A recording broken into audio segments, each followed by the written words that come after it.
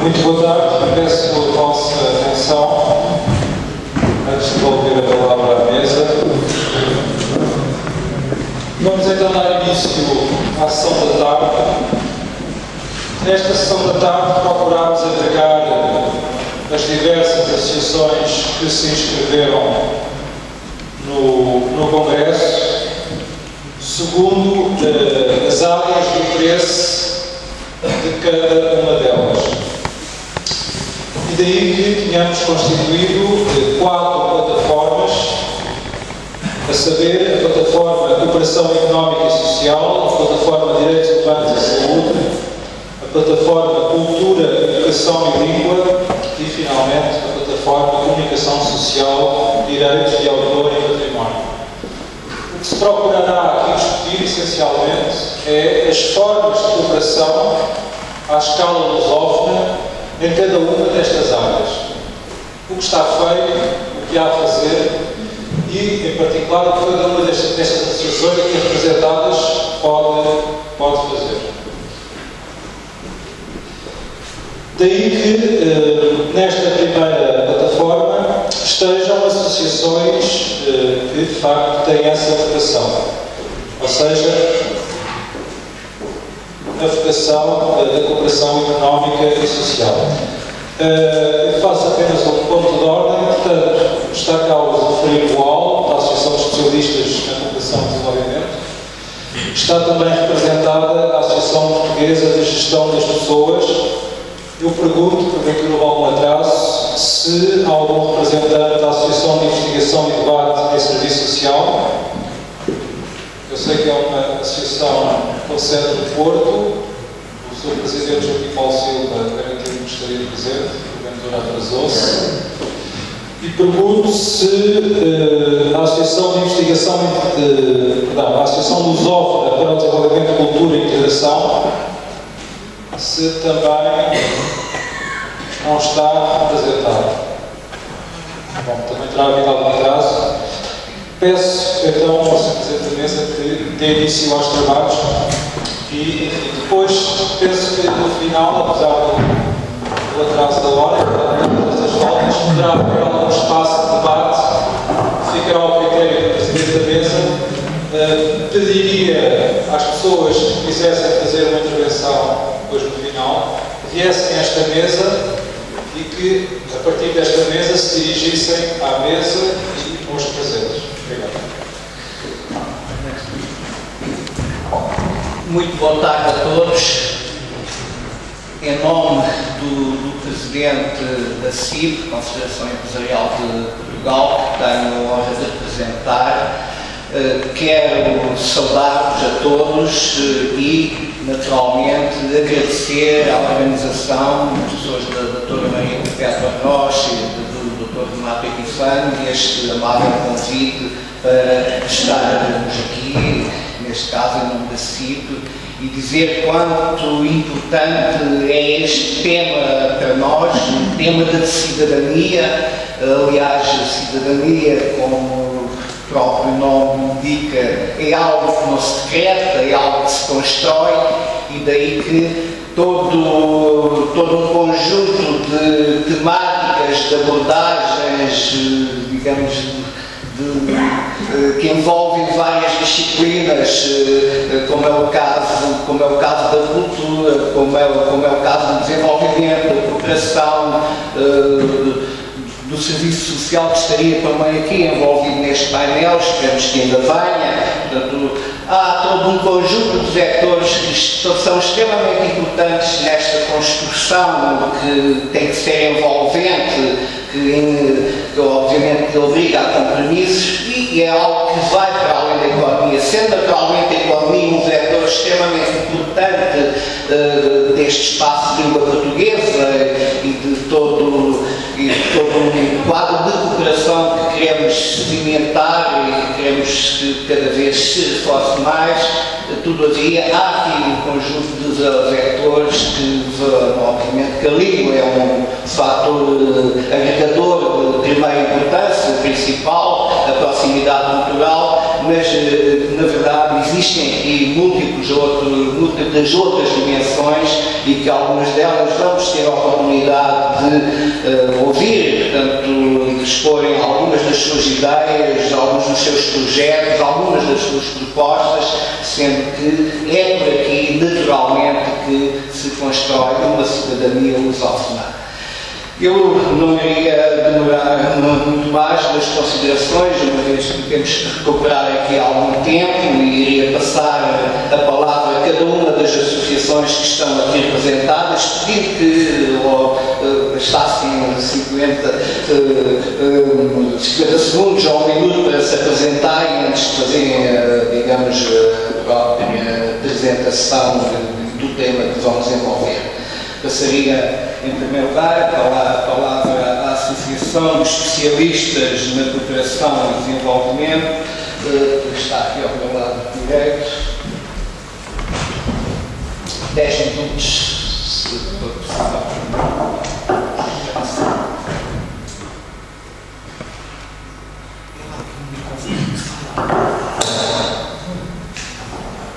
É mais fácil, não sei. Excelentíssima Senhora Presidente da PASC, Dra. Maria Perpétua, Sr. Presidente do MIL, Dr. Renato Pinto Feio, Senhoras e Senhores, meus caros companheiros de painel, especialmente o abraço, há muitos anos que não nos encontramos, Dra. Maria.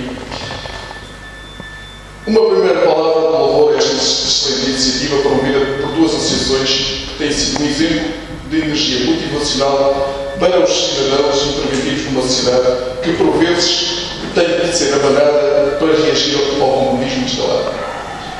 Por isso, bem-aja, Dra. Maria Ricardo e Dr. Renato Pinto. Através de vós, enalteço o empenho de toda a comissão organizadora. Desde a primeira hora que eu daria a iniciativa deste congresso para debater a temática da lusofonia nas suas vertentes. Faço com toda a paixão e racionalidade de um ser livre e com bons costumes deste mundo global. Assumo a minha angularidade e portugalidade na qualidade de cidadão lusófono. Aqui, uma primeira dificuldade de identidade há muito que é debatida. Porquê o termo de lusofonia quando estamos perante uma comunidade de cidadãos que falam a língua portuguesa? Tentarei, o tempo que tenho, expressar as ideias e pensamentos que nem sempre serão, como se os designar, politicamente corretos. O tempo e a crise internacional impelem-nos a romper com pensamentos padronizados e a sermos criativos, como outros, em séculos anteriores, o fizeram encontrar novos mundos que hoje nos permitem debater este tema. Nos dias de hoje, mais do que no passado, há que ser ousado, corajoso e aventureiro, não ficar sentado à espera que as coisas aconteçam. O espírito deste Congresso visa agitar a sociedade civil para as questões que unem povos e países com denominadores comuns na sua gênese, mesmo quando o cordão umbilical foi cortado. Os países que integram a comunidade língua portuguesa possuem uma fronteira comum entre si, as águas oceânicas. Os cidadãos deslocam-se entre estes países por via aérea, como tal, existem condições propícias para criar mecanismos e processos de livre circulação entre os povos. Neste pressuposto, estão reunidas condições para estreitar relações de cooperação económica e social. É todo conveniente recordar o modo diferenciado como os portugueses colonizaram os povos espalhados pelo mundo, ao invés de outros colonizadores europeus. Também é verdade que Portugal prolongou em demasia uma guerra colonial que levou ao desfecho que se previa a independência total e global dos novos países lusófonos. Não vou avaliar se poderia ser de outro modo. Há erros que não se corrigem. A história ensina-nos a procurar tornar os efeitos. Convictamente e por experiências vividas, as gerações mais novas, nomeadamente nos países africanos, ultrapassaram com facilidade o estigma do colonialismo, o que durante muitos anos afetou alguns responsáveis políticos portugueses. A independência dos países africanos na língua portuguesa e mais tarde Timor retirou a nacionalidade portuguesa a milhões de cidadãos. Outros, nascidos naqueles territórios, territórios tinham direito às novas nacionalidades, também não as obtiveram de uma forma natural. Os tempos mudaram. A globalização impôs, aumentando a livre circulação de pessoas e bens em certas regiões do mundo convintamente. Sendo assim, estou convicto que caminhamos para a emissão do passaporte lusófono. Numa era de avanço tecnológico acentuado, em que a comunicação é mais célere e fácil, não existirão obstáculos intransponíveis a tal desidrato. Terá que haver coesão e vontade política dos governos. Se no passado houve imigração em Portugal de cidadãos africanos, hoje temos o inverso. E antes que o ciclo se altere, façamos o que tem de ser feito e que una mais os povos. Não tenho dúvidas que a existência de uma estrutura organização da natureza como a CPLP se diferencia muito de outras, por exemplo, ligadas à colonia, porque os laços que unem os nossos povos vão para além das questões materiais. Há fortes emoções nestes laços que já perduram desde a independência do Brasil. Hoje, no seio da CPLP, temos situações diferentes e acordos diferentes de cidadania antagónicos. Não sou contra o reconhecimento da dupla nacionalidade entre Portugal e Brasil, pelo contrário. Sou favorável àquele acordo, mas deve-se caminhar para iguais acordos entre os restantes países. O caminho é penoso e estou ciente que há laços de amor e de ódio por ultrapassar. Mas neste caso, deixem-me exemplificar um bom contributo ligado à minha carreira. Durante a década de 60 ocorreu a Guerra Mundial. 20 anos envolvidos, os mesmos agentes, os militares, que estiveram em campos de batalha opostos, souberam cooperar na formação e desenvolvimento de muitos militares e das Forças Armadas dos Palopes. A cooperação técnico-militar tem sido um bom exemplo do fortalecimento da comunidade da língua portuguesa. Permitam-me que aqui expresse o pensamento há muito enraizado na doutrina militar, que as Forças Armadas são também um fator de imposição da paz a todo e qualquer momento, desde que a classe política e económica assim o queira. Os países de língua portuguesa vivem em democracia e em todos há progresso social e económico, independentemente do seu patamar de origem. Numa comunidade de mais de 200 milhões de pessoas repartidas de forma desigual pelos continentes, urge avançar para patamares de partilha económica, social, cultural e económica. Não esqueçamos que o desporto é um forte fator de promoção de paz e coesão social e também de afirmação dos povos. A comunidade de língua portuguesa será tão mais forte no mundo e respeitada como tal se a identidade de cada povo for respeitada. Permito-me que deixe uma preocupação ou um sentimento. Por que razão se valoriza mais o capital da China para investir em Portugal do que aquele que vem, por exemplo, de Angola? Não tenho respostas claras para tal tratamento. Que motivação há para um investidor lusófono investir em Portugal, tendo como destino obter a nacionalidade portuguesa, atendendo aos critérios recentemente criados, quando outros investidores oriundos de certos países têm a mesma facilidade? Tenho consciência de procedimentos idênticos existem na reciprocidade entre os países, mas permitam que expresse a necessidade de alterar este paradigma. Vivemos uma crise mundial e não só do desenvolvimento ocidental. Sem colocar de parte acordos internacionais e a integração das comunidades regionais em que cada país está inserido, considero que devem ser adotados mecanismos que permitam medidas excepcionais para a situação do capital de investimento nos países lusófonos. É verdade que a democracia internacional se faz a um ritmo que nem sempre é o mais adequado. Mas numa sociedade de inovação e de muito cedo, há procedimentos que naquela área devem ser reapreciados. O bem-estar das populações e os direitos humanos assim o exigem. Os países da CPLP estão integrados em diversas comunidades regionais, sejam elas de natureza e cariz for, mas há um fator de desenvolvimento económico a exponenciar para além dos atores referidos. É preciso agilizar processos que permitam às empresas investir no espaço lusófono. Por que não criar um banco de desenvolvimento lusófono? Uma espécie de banco mundial em miniatura permitiria acompanhar e selecionar de forma adequada os interesses estratégicos e desenvolvimento dos países que integram esta comunidade. Todos sabemos que há fundos internacionais que as empresas e outras associações por si só não conseguem cativar, tendo como suporte uma instituição financeira com aquela patente e uma apertada supervisão sobre a realidade em si mesma, convictamente seria um fator de desenvolvimento mais justo e equilibrado. Alertei no início desta intervenção que fugiria ao politicamente correto e tenderia a apresentar contributos inovadores no mundo lusófono e cada vez mais global. Mas estou certo que sairei deste congresso muito mais rico em conhecimento e experiências vividas. Faço voz, no final dos trabalhos deste congresso, das ideias expressas pelos vários intervenientes, se possam extrair conclusões suficientes, eficazes, eficientes e aglutinadoras que permitam influenciar tanto quanto possível os governos e os partidos políticos, bem como os agentes económicos e sociais desta grande comunidade de língua portuguesa. Permitam-me que, nesta fase final, vos transmita que a associação que aqui represento é pródiga em procurar descobrir novas ideias, sem ter protagonismos mediáticos, procura seguir um caminho discreto e de serviço aos outros, como que se vai realizar no próximo sábado, colocando vários escritores a partilhar o mesmo espaço. Queremos ir mais longe. Não pretendemos ficar pelos escritores. Há outros agentes da sociedade civil que não são mediaticamente conhecidos e que têm direito ao seu espaço, e é isso que nos motiva a criar as condições para uma meia partida.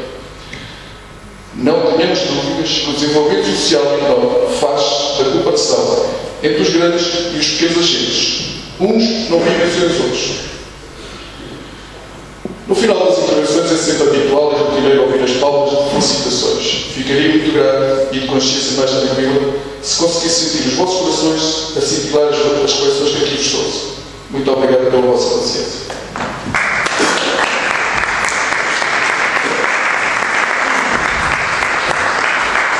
Muito obrigado, Dr. Filipe Alves, pela sua magnífica intervenção e, sobretudo, muito sugestiva. Eu retirei aqui alguns pontos que me pareceram bastante relevantes, até como proposta, quando desde logo nos alerta para a fronteira comum que existe, são as águas oceânicas, com tudo o que isso significa, inclusive no plano económico, com tudo o que isso pode desenvolver em termos de cooperação. Também uma proposta extremamente interessante do passaporte lusófono. Esperamos que ele se venha a concretizar e seria, de facto, uma valia, portanto, um salto qualitativo muito importante no nosso relacionamento. A importância também das diversas comunidades regionais, de todos estes países integram espaços de integração regional, e isso é também uma outra abordagem que pode ter desenvolvimentos e implicações. Também a questão do Banco Lusófono, do Banco de Desenvolvimento Lusófono, também outra ideia que registro aqui, que se figura importante. A cooperação técnico-comunitária tem sido o exemplo desta cooperação, passa a redundância.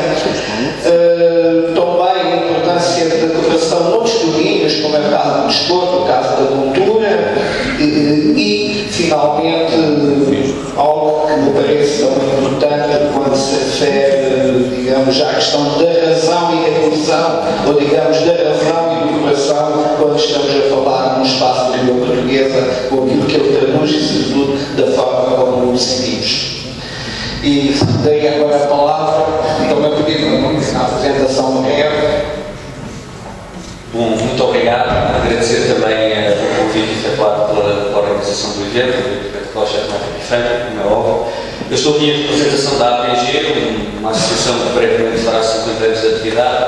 Nós representamos os profissionais da área de recursos humanos, até há pouco tempo alargámos um bocadinho o nosso âmbito de atuação no último ano. Agora somos a Associação Portuguesa de Gestão das Pessoas.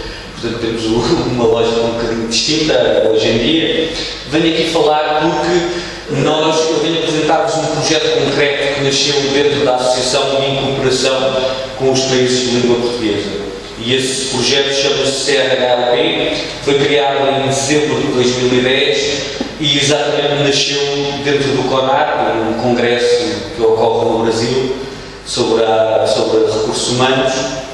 E num diálogo entre a Presidente da Associação Brasileira de Recursos Humanos e o Vice-Presidente da APG da altura, que hoje em dia está na Assembleia Geral, o Nelson Antunes, nasceu a visão de um espaço de partilha de práticas de recursos humanos entre os países lusófonos.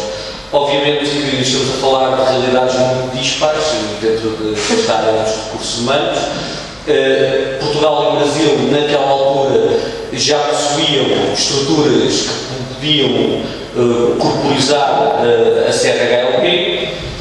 Leila Nascimento, Presidente da Associação Brasileira, tem um público-alvo de 140 milhões de profissionais à sua disposição.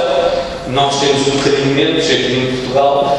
De qualquer forma, a ambição com que a CRHLP nasceu foi de exatamente poder levar a todos os países, portanto o foco na altura, e sei que já foi um tema de discussão aqui durante a manhã, não existia à altura, em 2010, nenhum espaço em que o ponto fulcral, o ponto de partilha fosse a língua. Os brasileiros estão, obviamente, em outras associações que representam a América Latina, mas não havia nenhum espaço em que o foco, em que o ponto de identidade fosse realmente a língua. A CRHLP afirmou-se como o primeiro espaço em que a referência foi a língua. Podemos, obviamente, discutir acerca da importância da língua como afirmação deste espaço. De qualquer forma, o objetivo entre a ABRH na altura e a APG foi exatamente poder levar aos restantes países da lusofonia algumas das práticas que cada um de nós possuía. Um primeiro passo foi dado em Angola com a criação da AGP, da Associação Angolana de Gestão das Pessoas, que não existia em 2010 e foi criada, obviamente, ainda nesse ano e tornaram-se um dos primeiros aderentes da CRHLP. Seguiram-se uma série de outros trâmites, porque obviamente foi oficializada em CRHLP, neste momento é uma entidade que está oficializada aqui em Portugal. O passo seguinte, obviamente, passou por alargar para Moçambique, onde criámos também a Associação Moçambicana de Recursos Humanos, na pessoa do Rui Padecana como presidente dessa associação. E, mais recentemente, temos a Associação Cabo-Verdiana, também recém-criada, e temos também a Associação São Tomense, que é a Estúdio, que eu julgo que também já teve alguma cooperação aqui com o MIL em tempos. Portanto, como vê, o nosso objetivo foi exatamente alargar, não é uma questão de criar por criar, é criar comunidades de partilha. E para nós, tal como foi referido aqui há pouco, sendo este um projeto que já se concretizou e já existe no terreno, aquilo que nós quisemos criar foi um espaço de partilha que passa muito pela estrutura da comunicação. Começámos por aí, criámos o primeiro congresso da CRHLP dentro da sede da CPLP, que foi realmente um momento histórico e marcante para a CRHLP, o facto da CPLP nos ter agraciado com a possibilidade de organizar um evento nas suas instalações. Tivemos também contactos, e estamos neste momento com contactos muito fortes para podermos ser um observador oficial da CPLP dentro dos países de língua portuguesa, o que também é um marco para uma organização com tão pouco tempo, podermos ter esta convicção e esta ambição de ser observadores da comunidade lusófona. E, obviamente, dentro desse congresso que foi organizado, falámos, obviamente, de como está e como veríamos o desenvolvimento da profissão de recursos humanos dentro da lusofonia. Tal como foi aqui dito, eu julgo que o passaporte lusófono seria uma boa ideia, como é óbvio. Temos graus de desenvolvimento bastante dispares entre as associações que estão dentro da CRHLP. Vou só passar-vos aqui um bocadinho, tal como disse e como vim, portanto foi a primeira associação baseada numa característica cultural que foi a língua. Mostrar só, esta missão está um bocadinho pequenina, mas vem a discussão no mapa daquilo que é a CRHLP no momento. E queria falar-vos um bocadinho dos projetos que nós tínhamos na altura e alguns deles já corporizados. O primeiro projeto que nós quisemos criar foi uma plataforma comum, ou hoje em dia chamamos um site, mas criámos um site onde pudéssemos exatamente espelhar, não só colocar notícias e espelhar as práticas de cada uma das nações, de cada um dos países, mas também um local onde pudéssemos perceber e criar a comunidade lusófona dos profissionais de recursos humanos. Se entrarem no site, que é crlp.org, verão que tem lá um campo onde diz comunidade. E se carregarem, estão lá várias pessoas. Obviamente é um projeto que surgiu há pouco tempo, mas onde poderão ter acesso, por exemplo, a profissionais de recursos humanos em cada um dos países da lusofonia. Isto para nós é importante porque muitas vezes nós queremos criar exatamente esta cooperação económica e social e não sabemos muito bem como chegar ao contato, quais são os interlocutores, quais são as pessoas que já estão no terreno, quais as pessoas que existem em cada uma das nações. Obviamente que isto requer e irá requerer, obviamente no futuro, um esforço muito grande de cada uma das associações. Estamos a falar de associações, algumas delas recém-criadas, que não têm mais de 10 elementos. O nosso objetivo é aumentar o número de pessoas dentro de cada uma dessas associações, por forma a corporizar e a dar voz às mais diversas áreas económicas dentro dos seus países. Um outro projeto que nós tínhamos, que se insere muito no momento histórico que nós vivemos, era propiciar e aumentar as possibilidades de mobilidade dentro da lusofonia. Este é um projeto mais difícil, diria eu, de concretizar do que propriamente a criação de um site, como é óbvio.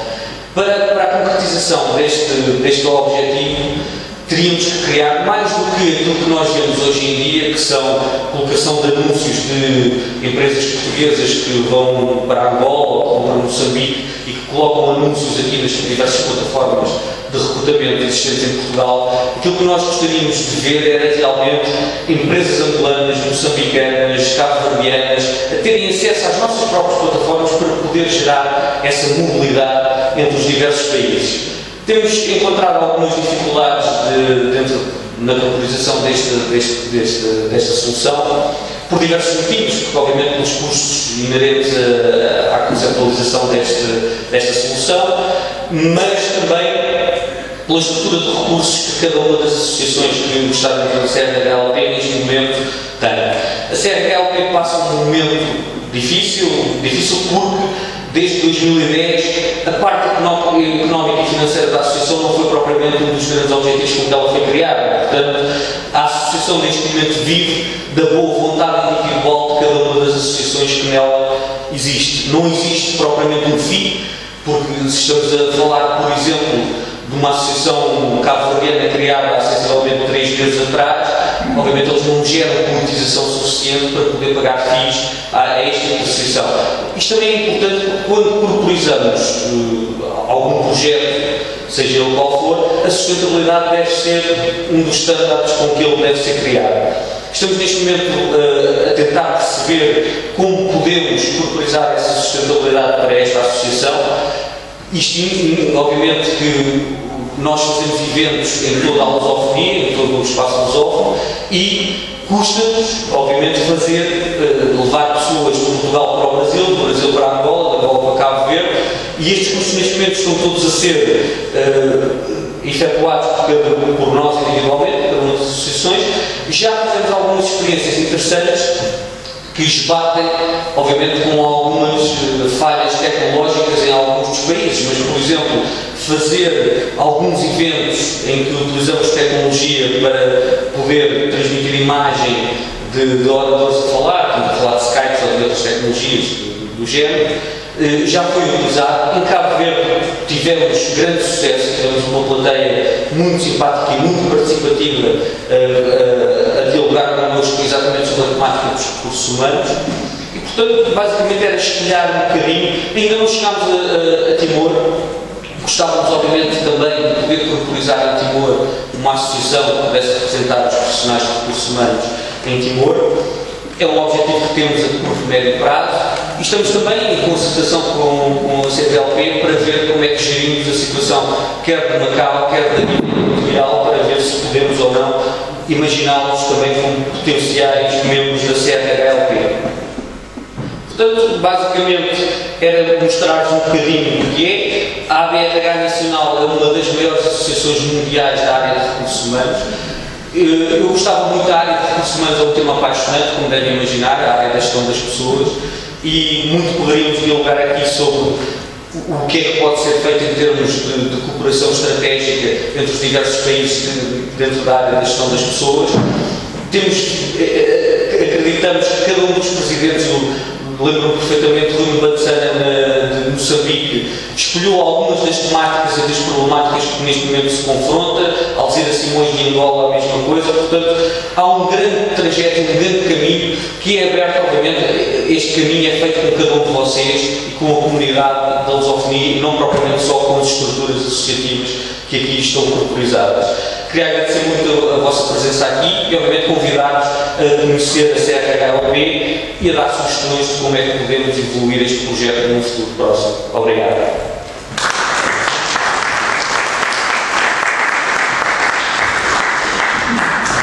Muito obrigado também pela sua estimulante intervenção. Em relação a algumas, particularmente levar algumas das propostas que aqui deixou, das ideias que passou aqui nesta plateia e que basicamente se pega com este tema que é da maior relevância, que é a gestão das pessoas, do capital humano e de facto no contexto da sociedade do conhecimento, da economia do conhecimento em que vivemos, não há outro fator mais relevante que não seja efetivamente os recursos humanos, do capital humano. E daí temos alertado também para a necessidade de criar aqui um espaço de partilha que já existe e tem sido esse um esforço da vossa associação. Todavia, há que, de facto, reunir mais forças e vontades para fazer, na verdade, um grande espaço de partilha do quadro da CPLP. Essa mesmo que é uma ideia central da intervenção com que nos brindou. Então, e associado a isso, naturalmente, as questões da mobilidade hoje prendem-se muito também com esta necessidade de valorizar as pessoas, de valorizar o capital humano. E basicamente, creio que temos aqui para debate, eu a partir de agora passaria à plateia de facto a palavra. Temos alguns minutos, já recuperamos algum do tempo, mas creio que a Sra. Presidente nos dá ainda a possibilidade de termos aqui uns minutos para que a plateia possa colocar algumas questões e estaremos naturalmente à disposição. Portanto, quem quiser iniciar, a palavra é vossa.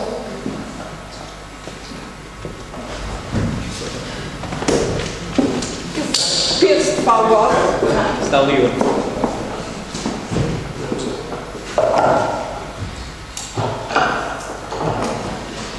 As minhas primeiras palavras para agradecer ao Sr.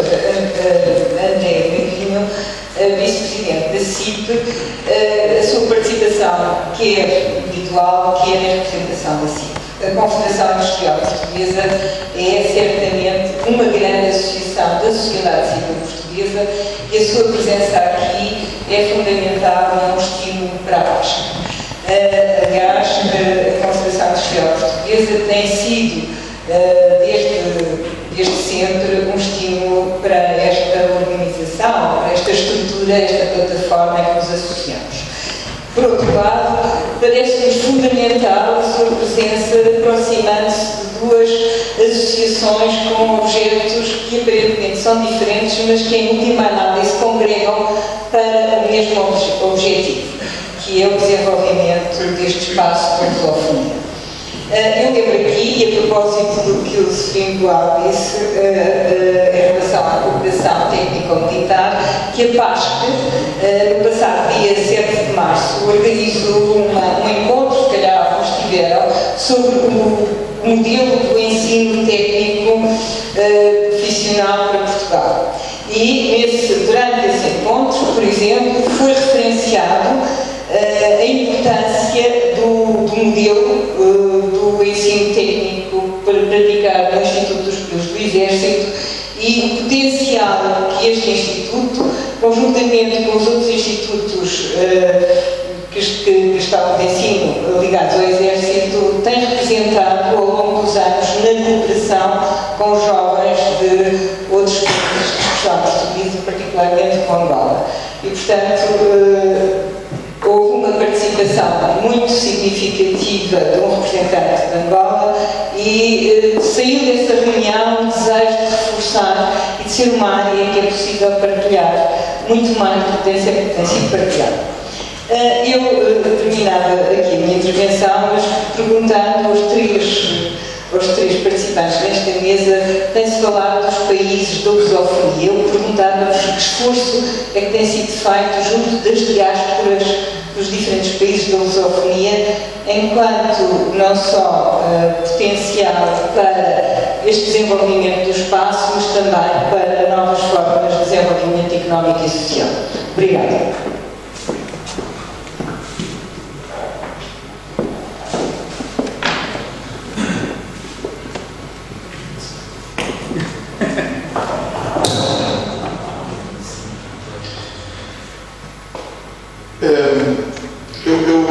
Se permitem, agora sentado, quando dei aqui o exemplo do governo comunitário, foi 20 anos de carreira militar, toca-me sempre particularmente. E por experiências vividas, quando ter retomado, ter ido à Angola, onde nasci, onde me escondo, tenho as minhas raízes, mas tenho estado envolvido no processo de paz também das Nações Unidas. E se já antes cá vivia a experiência de cooperação técnico-comunitária, lá tive a oportunidade, não propriamente de cooperação técnico-comunitária, mas estou envolvido.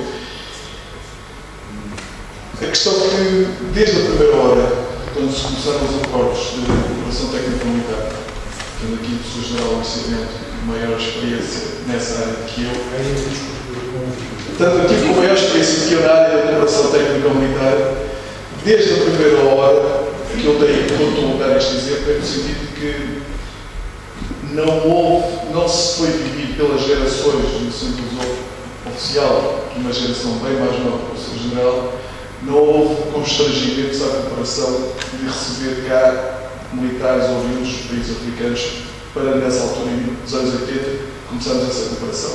E o inverso, quando se começou aí, os países africanos de língua portuguesa, também houve essa atenção. Portanto, eu vou buscar muitas vezes este exemplo como um bom exemplo histórico que, por vezes, há quem possa pensar que havia constrangimentos, conflitos, 20 anos antes da guerra. Nessa altura dos anos 80, tudo isso fez-se ultrapassar. A doutora Maria Perpétua toca-me aqui uma parte que eu procurei não abordá-la, até porque tenho ligações a uma outra associação histórica em Portugal de angolanos, que é a Casa de Angola, e que acho que neste momento se está a fazer um caminho que, quando se fala, como sou defensor há muitos anos da questão do passaporte, se me permitem, em 1992, quando a realização em Lisboa do Congresso dos Padres Angolanos, nessa altura, no jantar de encerramento com o responsável do governo português, tive a rebeldia já nessa altura de dizer que tínhamos que caminhar para o passaporte resolvido. E foi dito que não havia condições porque Portugal passava a ter as portas abertas para todo cidadão africano, angolano, moçambicano, guineense, antinense virem para aqui. E eu disse, nessa altura, ainda bem. Ainda bem. Há outras formas de também português ir. O tempo, hoje, felizmente ou infelizmente, conforme os pontos de vista, a crise veio dar razão. Há 2 meses estive em Angola e tendo outras ligações. Isto não foi resolvido atempadamente na diáspora portuguesa que está nesses territórios à procura de sobrevivência. E a diáspora dos países africanos que vieram para cá nos anos anteriores e que agora tendem a regressar, acho que urge rapidamente corrigir estes mecanismos. Porque se isto não for feito, a história da humanidade diz-nos que os ciclos também se possam voltar a inverter. E nós acho que hoje temos algo diferente do que nós tínhamos há 500 anos. O conhecimento da informação circula rapidamente. Se me permite um exemplo que me incomoda, hoje mais rapidamente se transfere milhões de uma conta para um paraíso e há dificuldade das pessoas e constrangimento da deslocação das pessoas e mercadorias. Mas o dinheiro rapidamente circula. Para terminar, nós temos cá em Portugal ainda muita gente oriente, Angola, Guiné, Cabo Verde, São Tomé, Moçambique, Timor, que têm contribuído muito também para o desenvolvimento e às vezes na comunicação social mediática é esquecido este contributo.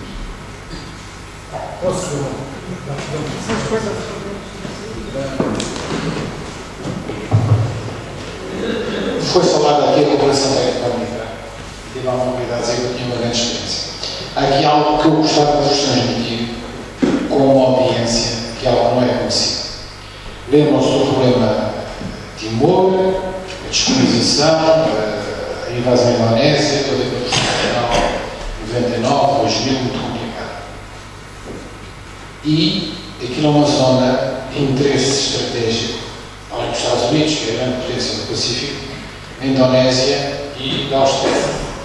A Indonésia, em 75, chegou-se um bocadinho para leste e depois foi a vez da Austrália chegar para o oeste, e a Austrália é uma potência com grandes ambições naquela área, nomeadamente em termos dos petróleos, da extração dos petróleos.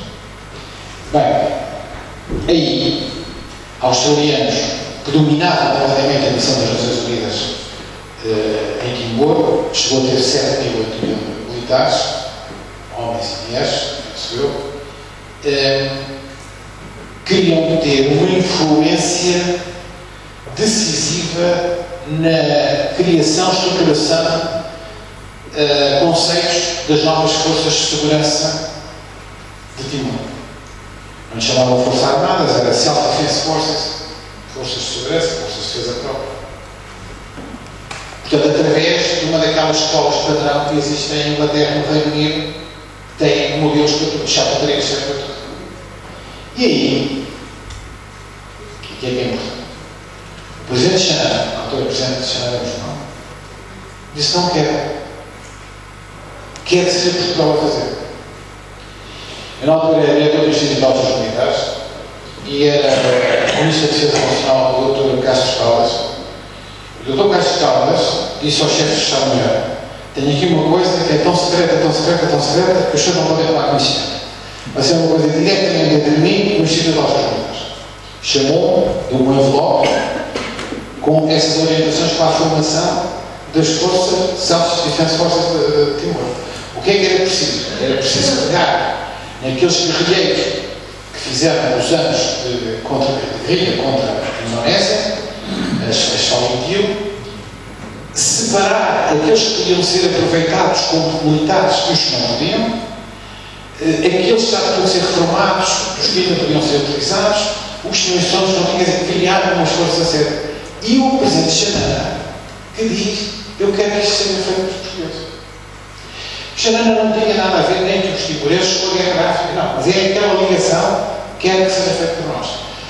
Isto é muito bem conhecido, e depois fomos nós que fizemos não só a concepção estrutural das forças de Timor, como mandámos vários oficiais e sargentos para Timor para fazer a formação das forças de segurança, ou forças armadas de Timor. Isto tem nada tem a ver com aquela missão das Nações Unidas que a Guarda Nacional Republicana fez. Mas era uma coisa que eu gostava que tomassem conhecimento. A opção do Presidente Xanana Guzmão, tendo em contrapartida já uma proposta clara para fazer aqui em Inglaterra ou em Wales. Muito obrigado. Só mais uma questão.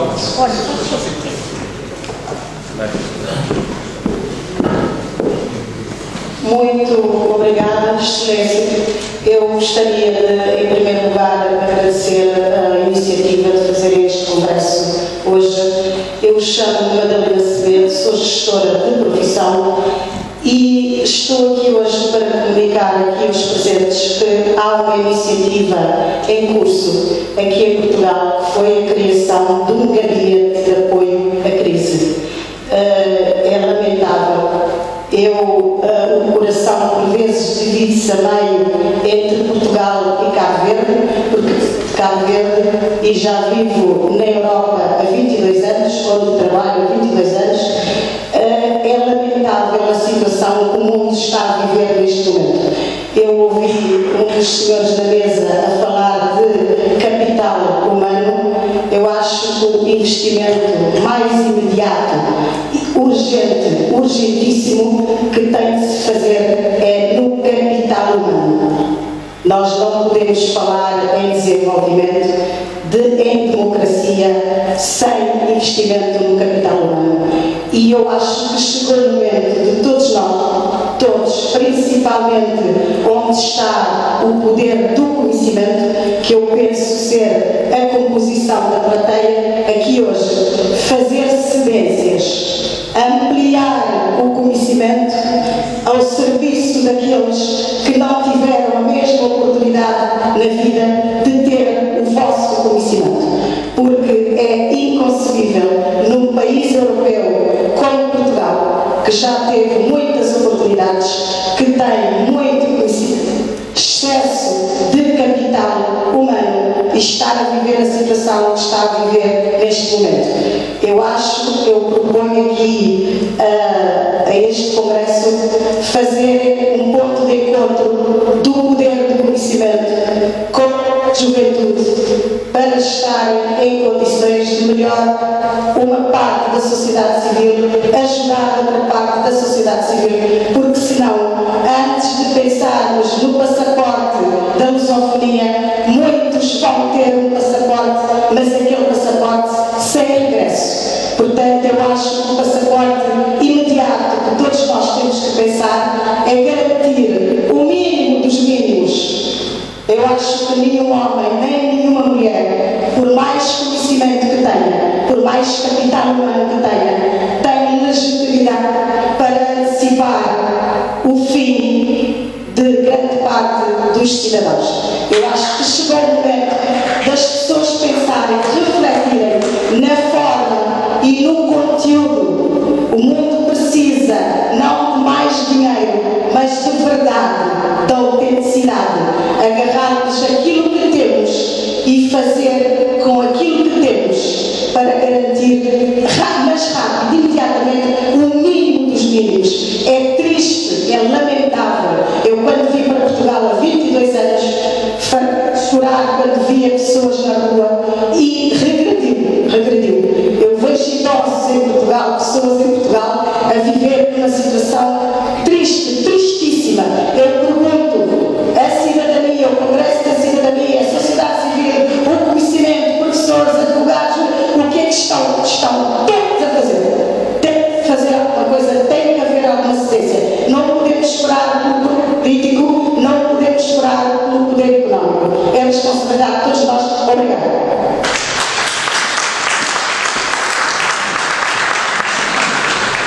Muito obrigado pelas suas palavras, pela força que colocou, pelo apelo dos seres, que é um apelo extremamente importante neste quadro difícil em que vivemos, todos o sentimos, e mais uma vez também aqui a sociedade civil tem que ter uma palavra a dizer, uma palavra muito forte, e sobretudo fazendo, portanto, no concreto, algo que permita minimizar e ultrapassar muitas destas dificuldades. Se me permite já agora, não sei se há mais alguma questão a ser posta à mesa. Em todo caso, gostaria de comentar a intervenção, muito impressiva, mas dizer o seguinte: quem defende o passaporte do ZON, por exemplo, entre outras iniciativas, não ignora e não despreza as condições de vida que nós sabemos, em muitos casos, condições muito precárias, para não dizer mais.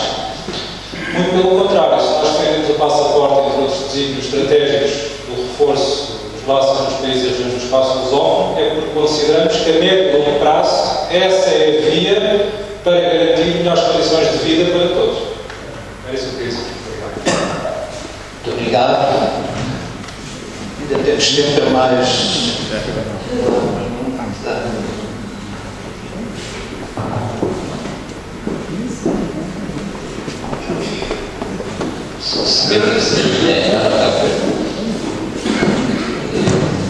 Eu só queria despertar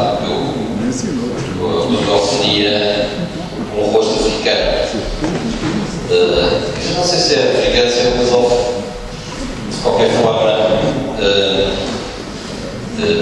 sou filho de angolana, ou seja, nascido em Angola e casado com uma pessoa de Cabo Verde e o meu avô da Índia. Portanto,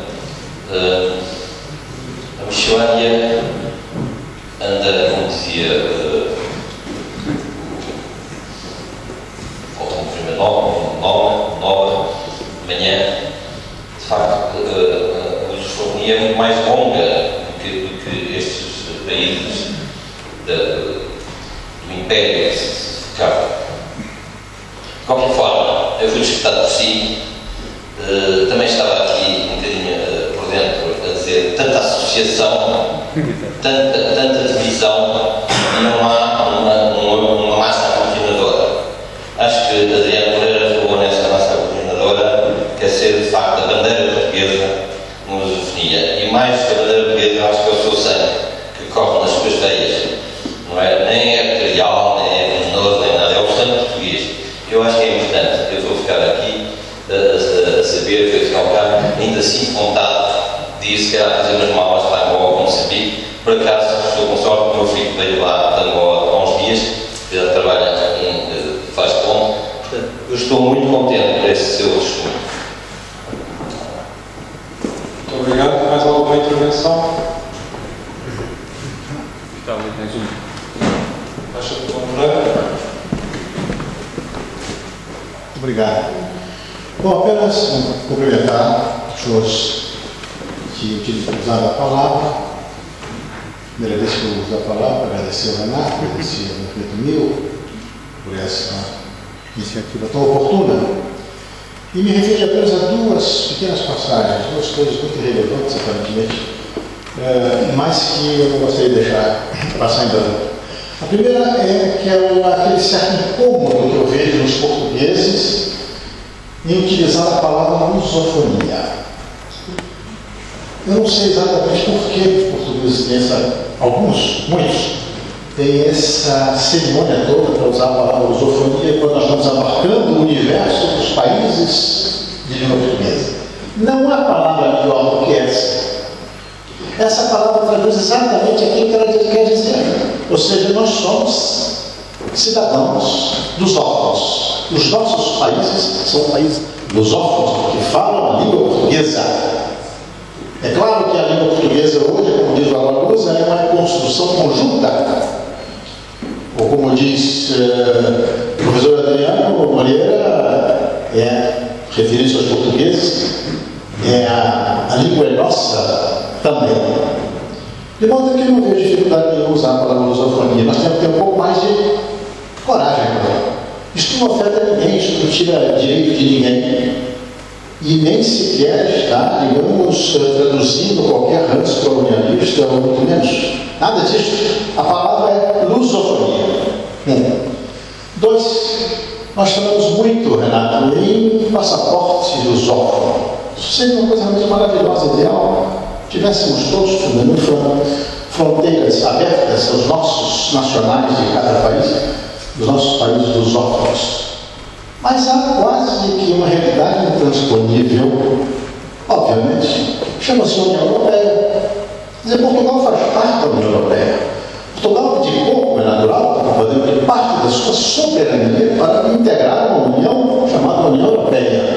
E uma das coisas que Portugal não pode, obviamente, fazer sozinho é abrir as portas que estão componendo o país a outros cidadãos de outros países lusófonos.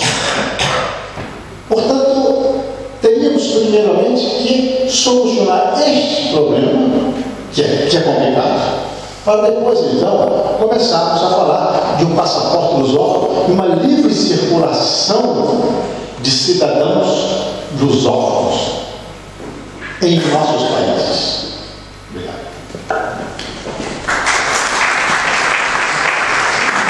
Muito obrigado. Por entanto, eu não importo, mas o juiz está aí uma resposta mais previamente. Há mais alguma... Há aqui uma resposta só Renato aqui. Posso? Tentar telegraficamente dar aqui algumas respostas ao seu pensamento. Mas antes de mais, eu subscrevo as suas emoções. Só que eu considero que, sendo cidadão lusófono, se calhar conseguimos, por direitos económicos, políticos, mais rapidamente chegar à igualdade de várias classes profissionais, de várias sociedades, independentemente da geografia onde estamos. Eu não tenho cerimónias nenhumas a utilizar o termo lusófono. Tenho estado nos últimos tempos em alguns encontros, conferências, onde esse termo tem sido discutido. Também ninguém consegue encontrar o termo mais adaptado. E toda a gente já assimilou. E por isso é que eu comecei a minha intervenção. É um termo debatido, mas também ninguém consegue encontrar um outro que substitua. Portanto, eu não tenho cerimónia, me identifico angolano, português, angolano, como quiser. A questão do passaporte lusófono, que há décadas que eu venho a defender, tem uma exceção da União Europeia. Há 20 anos, Portugal não tinha relações diplomáticas com a Indonésia devido ao conflito de Timor.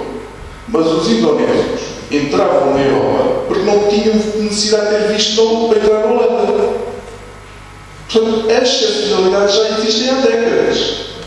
E esse aspecto permite que os portugueses não têm que ser sempre cumpridores também nisto. Também têm que ter força, a comunidade toda CTLP tem que ter força para criar mecanismos de exceções. E, portanto, por isso é que eu defendo o passaporte lusófono, porque há mecanismos, há acordos diplomáticos na União Europeia, mesmo os espaços Schengen, que têm permitido criar essas exceções. E nós, isso, na minha intervenção de uma forma sintética, acho que uma comunidade como a nossa é única, que tem os fatores de racionalidade, as emoções vividas que, como a Manuel não a tem nesse aspecto e vários parâmetros.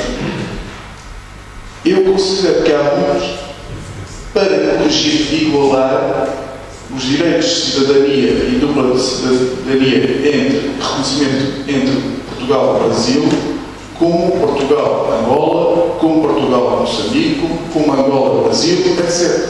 Há um caminho ainda para igualar esse tipo. Muito obrigado. Vamos ter que terminar este painel. Eu não queria fazer sem responder à questão que a doutora Maria Perpétua Rocha me colocou há pouco, no início, sobre a questão da diáspora lusófona. Eu julgo que essa é uma dimensão que muitas vezes, embora esteja implícita, não é propriamente abordada de forma muito clara, mas efetivamente nós não podemos descurar até essa dimensão que está espalhada para todo o mundo, ou seja, as diásporas lusófonas do mundo são um importante capital social, um importante capital humano, um importante capital social, que temos de contar com elas e, de facto, encontrar em cada momento nas várias dimensões, sejam elas culturais, económicas, sociais ou desportivas, como aqui foi dito outras, é importante fazer algo, fazê-lo de forma permanente, de forma sistemática, para que seja também uma dimensão ativa de todo este processo. E, antes de terminar, queria agradecer também as simpáticas palavras dirigidas à CIP, e de facto a CIP é também uma organização da sociedade civil e de facto mais não faz do que a sua obrigação ao estimular e ao considerar que é também, sobretudo por via das iniciativas da sociedade civil, que se constrói este grande, imenso e criamos cada vez mais forte espaço de cooperação, este espaço de língua portuguesa, e que julgo que pode ser um processo de afirmação no mundo, e é um pouco por aí, e é sobretudo por aí que nós queremos caminhar. E, portanto, mais uma vez, agradeço a todos os participantes, aos oradores desta magnífica plateia que mostrou grande vivacidade na discussão deste tema. Muito obrigado. Muito obrigado. Passarei então imediato para a próxima mesa. Chamo o